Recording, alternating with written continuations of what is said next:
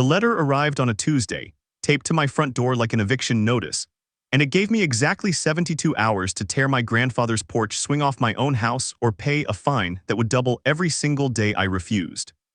I stood there in my socks, coffee going cold in my hand, staring at a woman named Denise Whitfield's signature at the bottom of the page, and I remember thinking one thing clearly.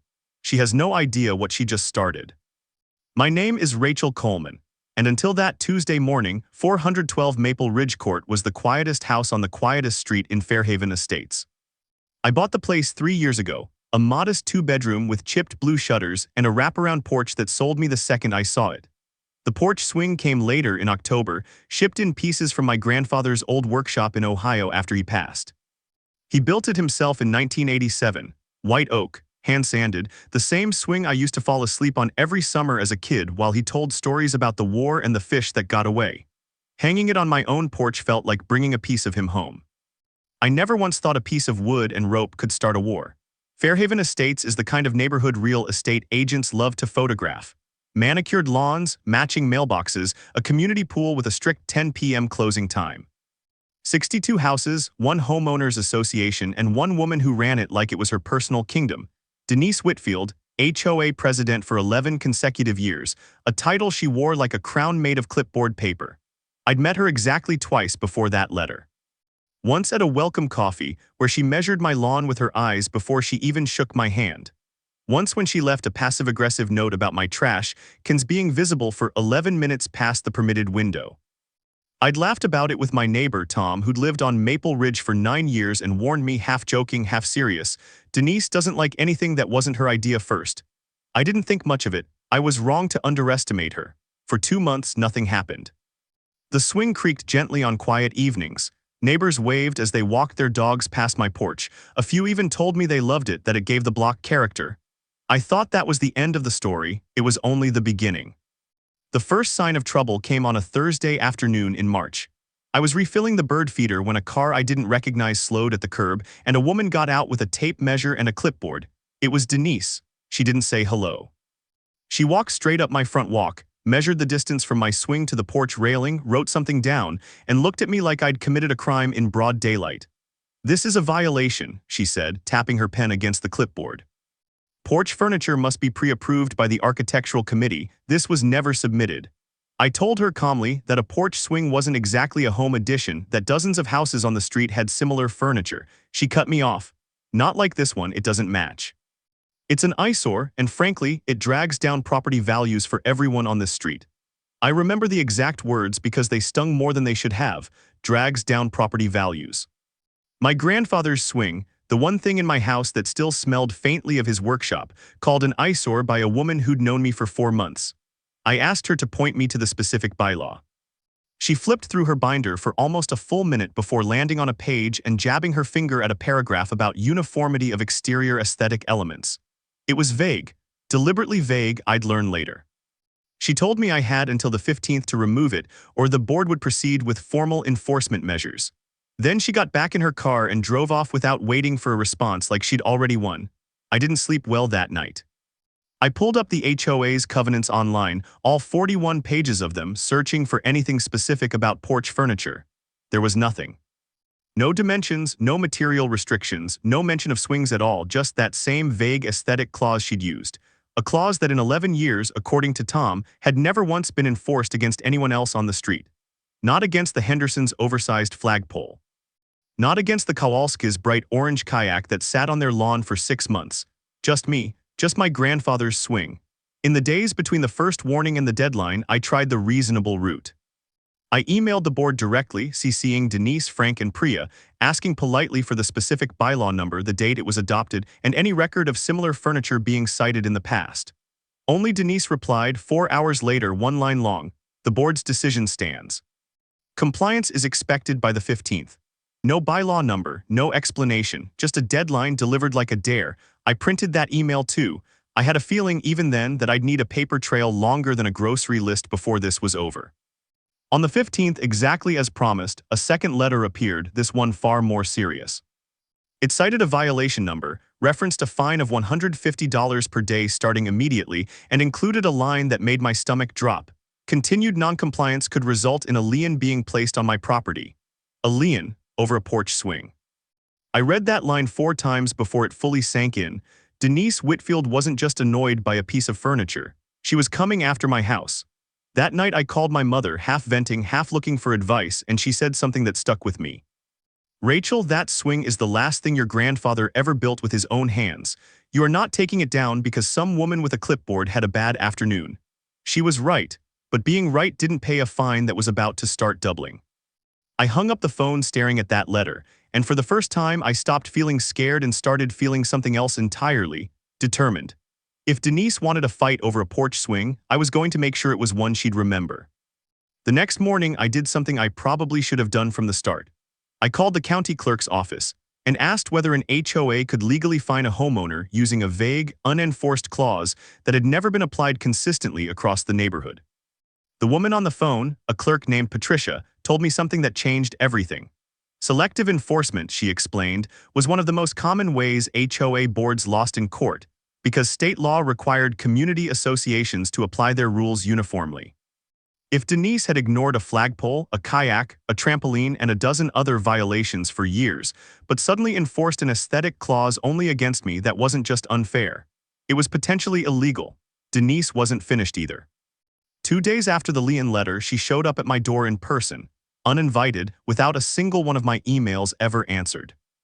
"I heard you've been asking the county about our bylaws," she said, arms crossed, standing just close enough to the doorway to make it clear she wasn't leaving. "I'd be careful stirring things up, Rachel. This board has ways of making non-compliant homeowners very uncomfortable." It sounded like a threat because it was one. I asked her calmly what exactly that meant. She didn't answer. She just smiled, told me to think about my neighbors, and walked back to her car. I stood in my doorway for a long moment after she left, and something in me shifted from anxious to angry. Nobody threatens my grandfather's swing and gets to just drive away. I spent the next 3 days building a case like it was a part-time job. I walked the neighborhood with my phone camera, quietly photographing every unapproved birdhouse, unmatched mailbox, oversized garden gnome, and mismatched shutter color on Maple Ridge Court. 11 violations. 11, all ignored for years, all still standing without a single fine. I pulled county property records showing the HOA had 0 documented enforcement actions against any of them. I found the original 1994 covenant amendment, buried in a scanned PDF from the county archive, that explicitly excluded movable porch furniture, including swings, gliders, and rocking chairs, from the architectural approval process. Denise's clause didn't apply to my swing. It never had, but I didn't send it to her right away, not yet. Because 2 days later, something happened that I never saw coming, something that would turn one homeowner's private frustration into an entire street's public statement. It started with Tom. He knocked on my door on a Saturday morning, holding his phone, grinning like he'd just found gold. "Rachel, you need to see this." Someone, he didn't know who at first, had started a neighborhood group chat, and inside it was a petition. A literal petition titled "Save Rachel's Porch Swing, Stop Selective HOA Enforcement," with a description laying out, almost word for word, the same selective enforcement argument I'd been building on my own. By that evening, it had 31 signatures. By the next morning, before I'd even had coffee, it had 47. Neighbors I'd barely spoken to were commenting with photos of their own long-ignored violations, daring the board to fine them too. The Hendersons posted a picture of their flagpole with the caption, "Our turn next, Denise." The Kowalskis, still bitter about the kayak comments from years earlier, wrote 3 separate paragraphs about selective personal enforcement. Overnight, this had stopped being about me. It had become about every homeowner on that street who'd quietly resented Denise Whitfield's clipboard reign for over a decade. Denise did not take it well. She sent an email to the entire HOA distribution list calling the petition misinformed and disrespectful to the board's authority, and announced, almost daring anyone to show up, that the matter would be formally addressed at the next board meeting the following Tuesday at 7 p.m. in the clubhouse. I read that email 3 times and I made a decision. I wasn't going to just show up. I was going to show up prepared. I printed everything. The 1994 Covenant Amendment excluding movable porch furniture, time-stamped photos of all 11 ignored violations organized by address and date. A summary of my call with the county clerk, including her name and the state statute number she'd cited about selective enforcement. I put it all in a blue folder, the same color, coincidentally, as the folder Denise always carried into board meetings like a weapon. I wanted her to recognize it. I wanted her to feel, just for one meeting, what it was like to open a folder and realize the ground had shifted under her. The clubhouse was packed that Tuesday night, more packed than Tom said he'd ever seen it.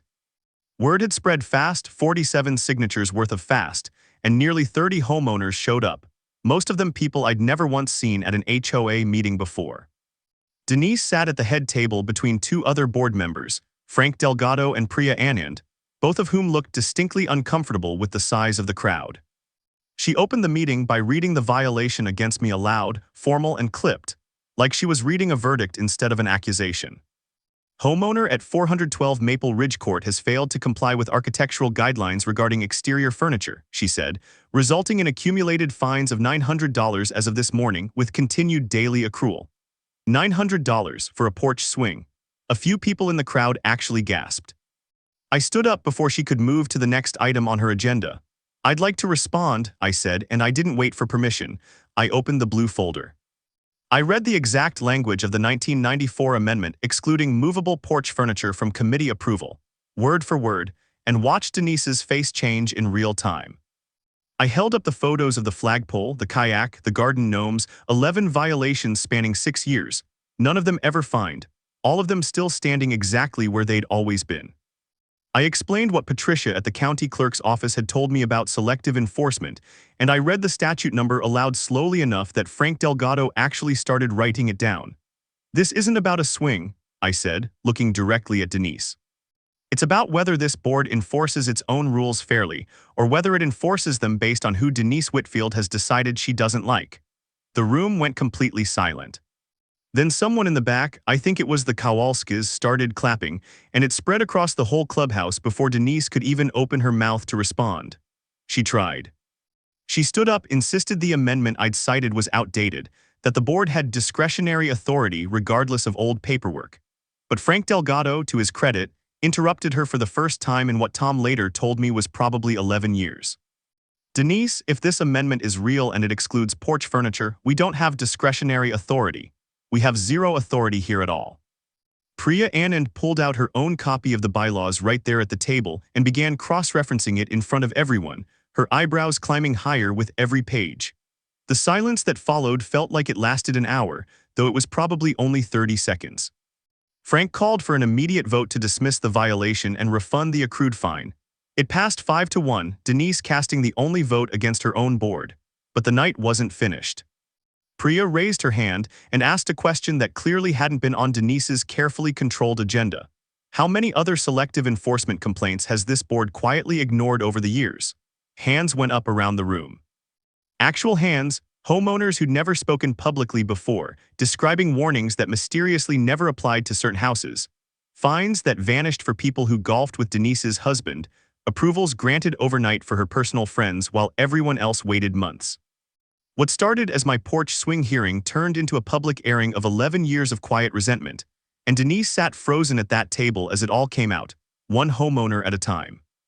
By the end of the meeting, Frank proposed something nobody expected, a formal vote of no confidence in Denise's leadership, to be held at a special session the following month, with an independent audit of all enforcement actions from the past 3 years. It passed unanimously to move forward, everyone except Denise, who abstained, her face pale under the fluorescent clubhouse lights. She'd walked into that meeting expecting to find one homeowner over a porch swing. She walked out facing an audit of her entire presidency. The special session happened 4 weeks later. I didn't even need to speak this time.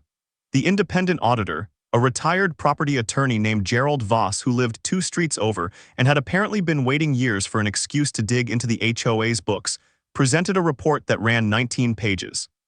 Selective enforcement against 6 different households over 3 years. Approvals fast-tracked for board members' friends while ordinary requests sat for months. $12,000 in fines issued disproportionately to just 4 homes on the street, mine included, all overturned or refunded. When the vote came, it wasn't close.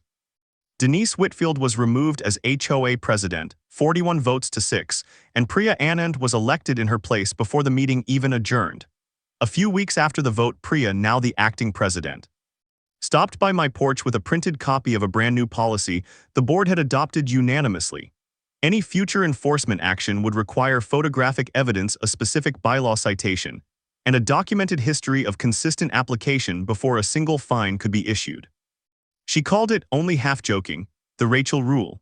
Frank told me later that Gerald Voss's audit had been forwarded to 3 other homeowners associations in the county after word got around, apparently as a cautionary tale about what happens when a board stops checking its own paperwork.